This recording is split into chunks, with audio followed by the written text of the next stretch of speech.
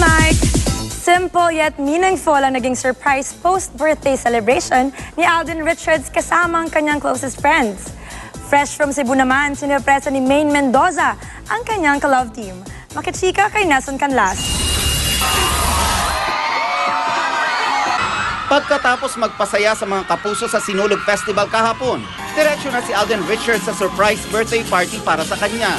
Present ang ilang malalapit na kaibigan ni Alden sa showbiz tulad ni Chris Bernal, Bea Binene, Christopher Martin, Joyce Ching, Rojun Cruz at Gerald Napoles.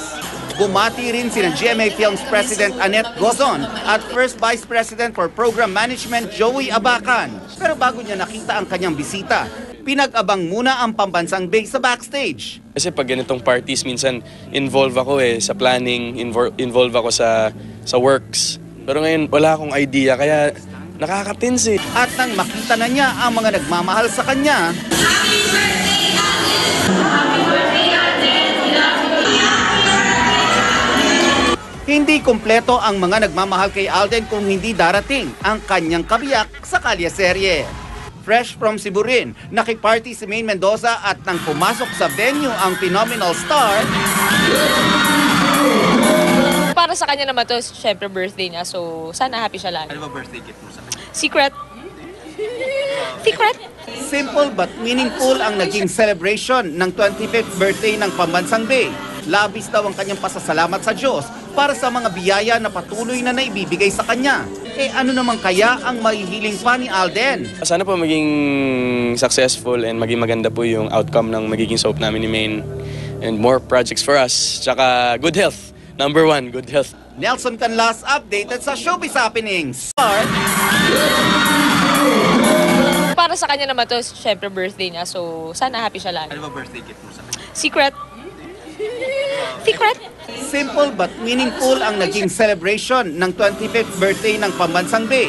Labis daw ang kanyang pasasalamat sa Diyos para sa mga biyaya at mamahal sa kanya. Happy birthday, Alden! Happy birthday, Alden!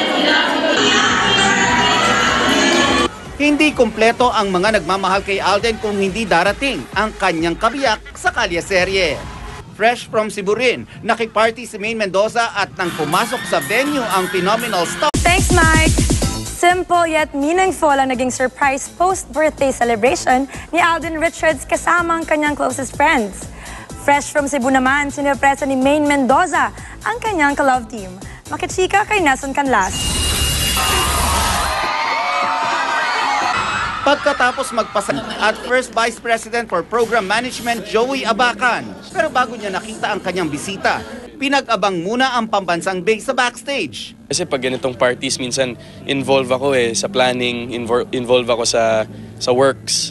Pero ngayon, wala akong idea, kaya nakaka-tense. At nang makita na niya ang mga daya sa mga kapuso sa Sinulog Festival kahapon, diretso na si Alden Richards sa surprise birthday party para sa kanya. Present ang ilang malalapit na kaibigan ni Alden sa showbiz tulad ni Chris Bernal, Bea Binene, Christopher Martin, Joyce Ching, Rojun Cruz at Gerald Napoles.